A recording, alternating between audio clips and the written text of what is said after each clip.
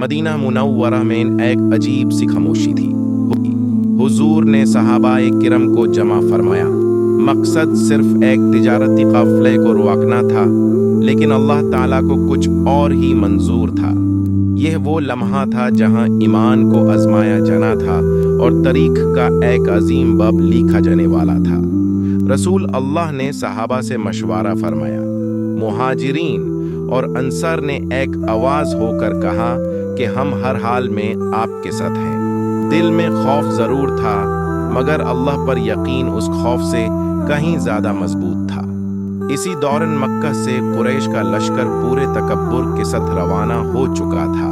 तकरीबन 1000 फौजी घोर्रे, हथियार और घमांड के साथ।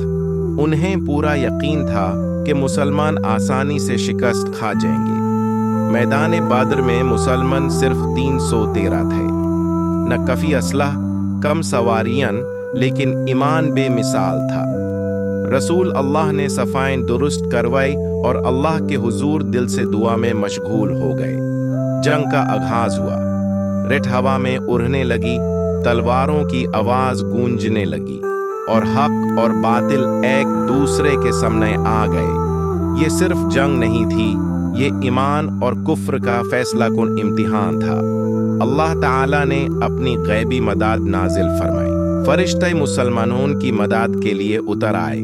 सहाबा के हौसले और भी बुलंद हो गए और दुश्मन के कदम लड़खड़ाने लगे। हजरत हमजा, हजरत अली और दूसरे बहादुर सहाबा ने ऐसी बेमिसाल जुर्रत दिखाई कि कुरैश के बड़े बड़े सरदार जमीन पर गिर गए। कम तादाद अल्लाह के हुक्म से ताकत में बदल चुकी थी। कुरैश के लश्कर में भगदड़ मच गई। जो अपनी ताकत पर घमंड करते थे, अब जान बचाने के लिए भाग रहे थे। अल्लाह की मदद बिल्कुल वाज़ेह हो चुकी थी। जंग का पंसा पूरी तरह पलट चुका था। मुसलमान साबित कदम रहे, सब्र और डिसिप्लिन की बेहतरीन मिसाल कायम की। ये फतह सिर्फ तलवार की नहीं, बल्कि ईमान की फतह थी। जंग के बाद कैदियों के साथ रहम और हुस्ने सुलूक का मुआमला किया गया।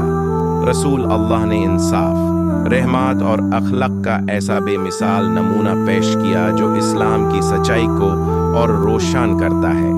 मैदान बदर में मुसलमानों ने अल्लाह का शुक्र अदा किया।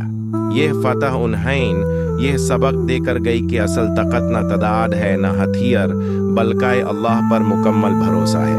रात के अंधेरे में सहाबा सजदों में झुकाए हुए थे। जंगे बदर ने हमेशा के लिए ये पैगाम दे दिया कि जब ईमान सच्चा हो तो अल्लाह की मदद जरूर आती है और हक हमेशा गालिब रहता है।